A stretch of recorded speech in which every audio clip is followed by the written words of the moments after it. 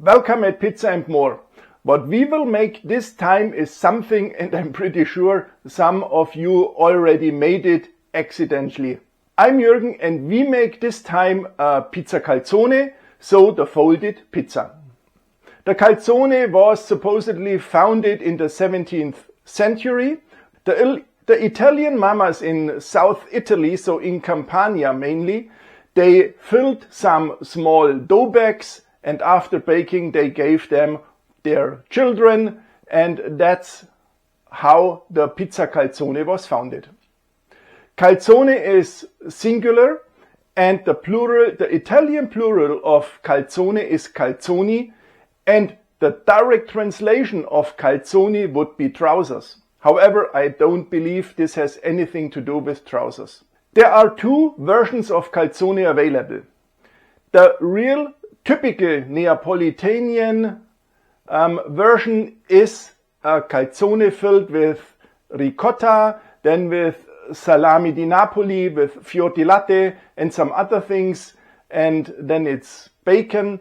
And this is the real traditional one. However, this is exactly the same filling we did in our pizza fritta. And of course, the pizza fritta is nothing else than a fried calzone.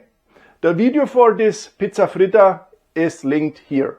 Yeah, and the other version of the calzone is this one, which the most of you maybe know. And this is with the filling of tomatoes, then with ham, with salami, with mushrooms. I think this is the more common version, and this is also the version we will make this time.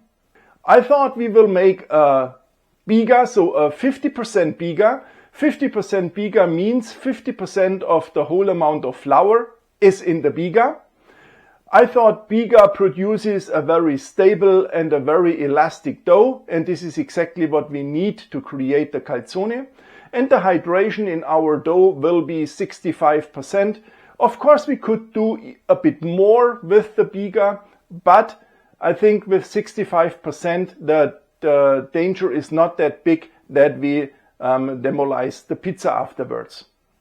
I will use again two different versions of flour. So for the Biga, because the Biga itself has a far longer leavening time, so for the Biga itself I use a flour with a high baking strength and with 13.5% protein.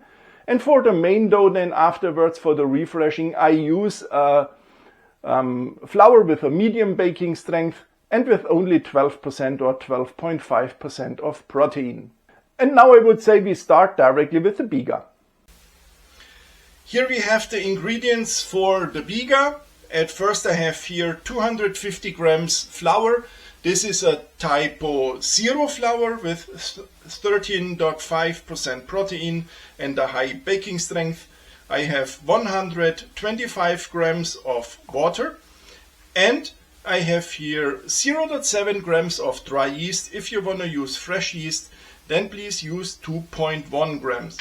And by the way, it's not necessary to write everything down, because as always in each other videos as well, you will find the whole recipe, the whole procedure in the video description. To make the Biga now, at first we take a box or a bowl or a container or whatever, and then we pour the flour into it. Then we shake it a bit so that the flour is a bit distributed. Normally, dry yeast comes directly to the flour, but afterwards when we add then the water, there is the possibility that the yeast is not spread good through the flour, and therefore we dissolve for the Biga the dry yeast in the water.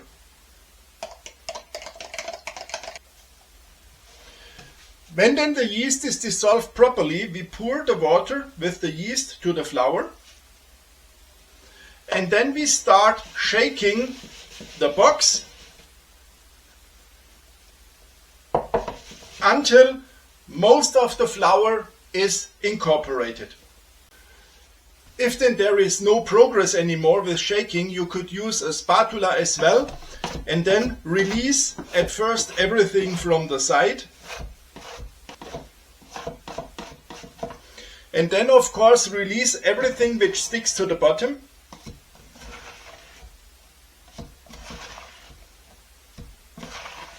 And then we can use also the spatula to turn the biga until all the flour is incorporated. And then if there is almost no loose flour anymore, then we take a container. Ideal is a bit a high and slim one. And then we add all the biga into this container. And then we close the box. But for the biga it's important not to close the box airtight. Now we have two possibilities to let the biga raise. Possibility number one is we let it now rest at room temperature for 1 to 2 hours and then we put it into the fridge for 24 to 48 hours.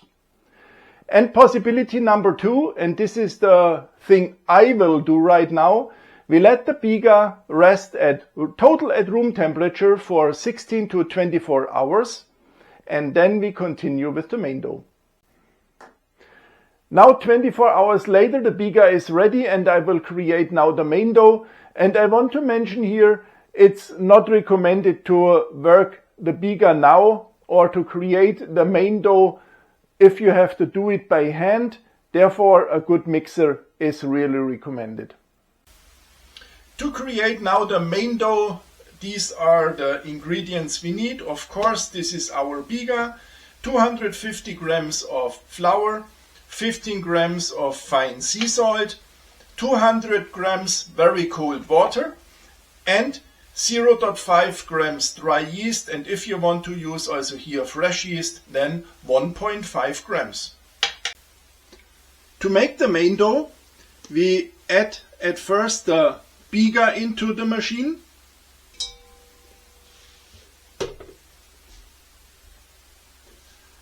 Then the complete flour,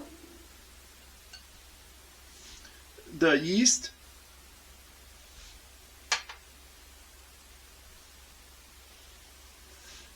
and half of the water.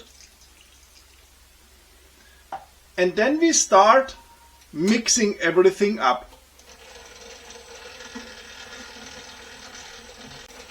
When then most of the things are together, then we add the salt and we start adding the rest of the water.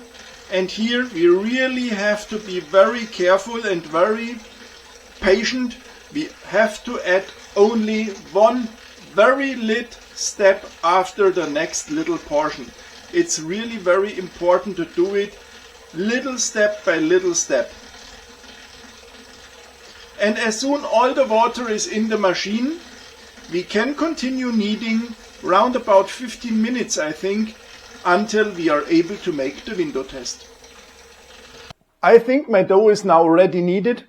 To check this, I covered at first my hand with water. You also could use olive oil. Then I removed already a piece of dough out of the bowl. And then I stretched this piece of dough. And if it's possible to stretch this dough very thin, okay, at some point it breaks, but it doesn't matter. This dough is now ready kneaded and I can remove it out of the machine. And now I have to shape a nice dough ball. Therefore, I lift the dough always from the left and from the right. I lift it up, put it back onto the counter, stretch it here and fold it over. And this side, which is now on top, stays on top. And I do this several times. If the dough is sticky, you also could use some water or olive oil in your fingers. But if you do this exercise now several times, you will see the dough stops sticking and you get a very nice surface of the dough. You also could turn it, then you pull it a bit and you turn it again. You pull it and then you also can see how the surface is strengthened. And then we take a box or a container and we place our dough ball in the box.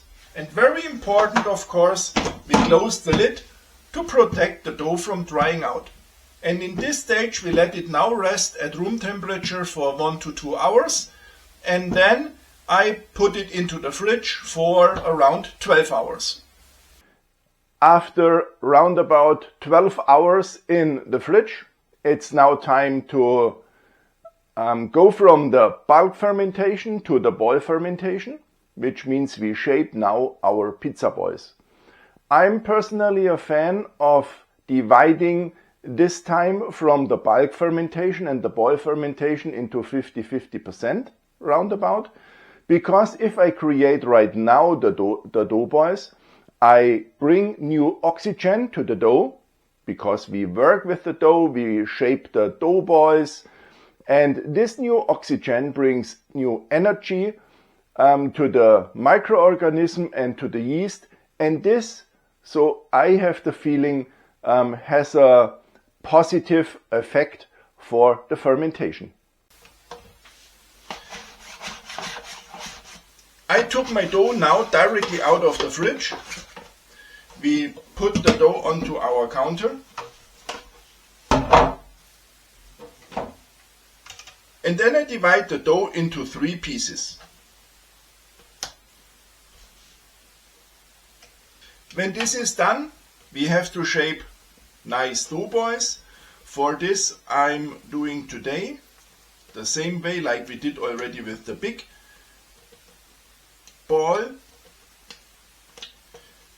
We stretch and we fold it over itself, and then we turn it a bit because the bottom sticks to the counter and therefore the surface gets stretched, and if you have here some air bubbles already, you can easily open them.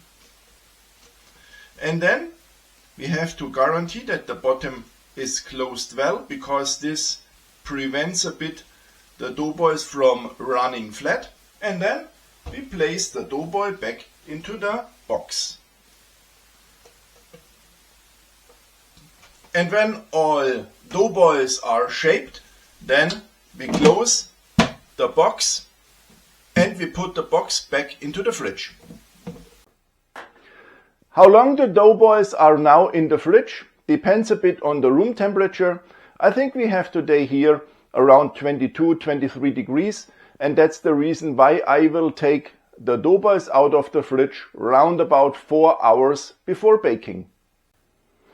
As always, I've prepared already all the toppings we need for our calzone, and as I already said, we are not making today the typical Neapolitan calzone. We are making the more modern version with tomato sauce, with mushrooms, with some fior di latte of course, with ham, with Neapolitan salami, and I would say we start right now with our calzone. Yeah, with our calzone it's almost the same like with a normal other pizza as well. We have to be very careful and very gentle when we take the dough out. Therefore I use enough semolina. Then I use the spatula to release the dough where it's attached to another dough ball. Then I release also where the dough ball is attached to the box. And then I push here some semolina under. And then I use the spatula to lift the dough ball out. And then I put it into the semolina. Now it's very important to close again the lid, so that we protect the other dough balls from drying out. Then this dough ball will be now flipped several times around in the semolina, then we can take it out. And now it's different than a normal pizza, because the normal pizza there we press from the center towards the crust, and here it's different because we don't need the air anymore in our dough. We press from the side and then we press the center.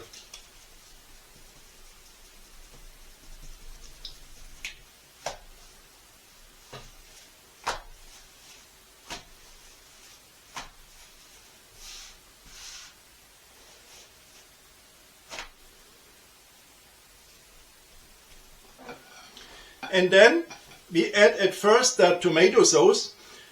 If you want to know everything regarding the tomato sauce, the video to it is linked in the video description. But this is a 400 grams can of San Marzano tomatoes, tiered by hand with 4 grams of sea salt. And this is exactly the recipe from the AVPN. So here it's different than to a normal pizza. We put the tomatoes only on 1/2 of the pizza.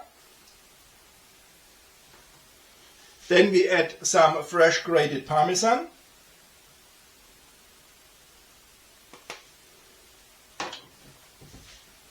Then we add the mozzarella fior di latte.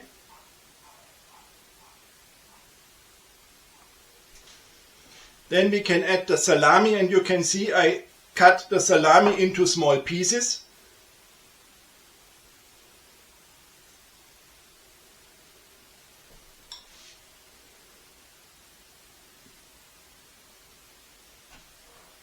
The same is for the ham. I also cut the ham. Then I have here some mushrooms.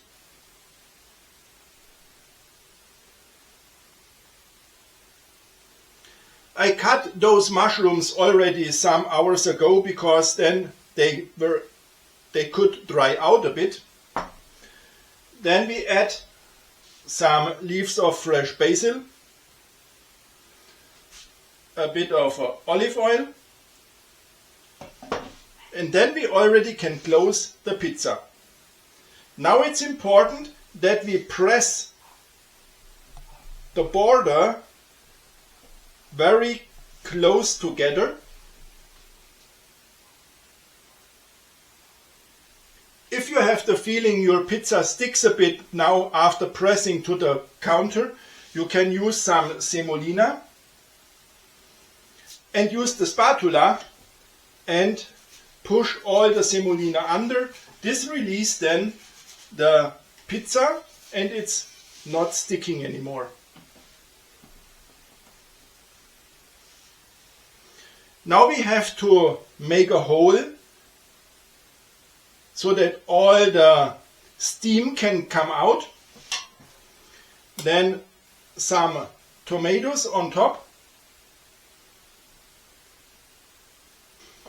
Again some mozzarella.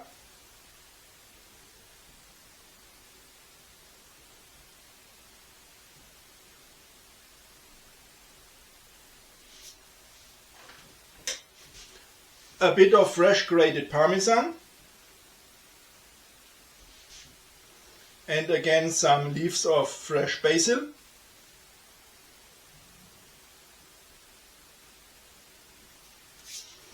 And then the pizza is ready for the oven. We take our peel, put some semolina onto the peel, then we lift the pizza and push the peel under. And it's time for the oven.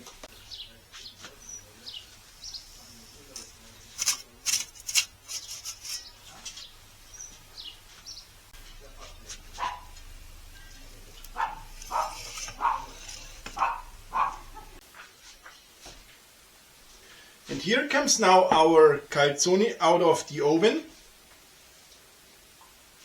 And then I add some leaves of fresh basil. Again, a bit of olive oil. And then our calzone is done. And now, of course, I have the pleasure to test this pizza or to try it. However, it's important to eat this pizza with a knife and a fork because it's a bit liquid due to the due to the ingredients we have, and there is no possibility so that the ingredients dry out for a normal pizza in the oven. And that's the reason why I will try it with a fork and a knife.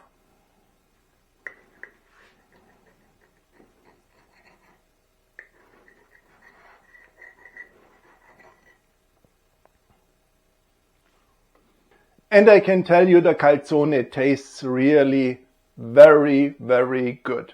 Yeah, if you like my video, it would be fantastic if you would subscribe my channel. And then we see us also in the next video. Ciao.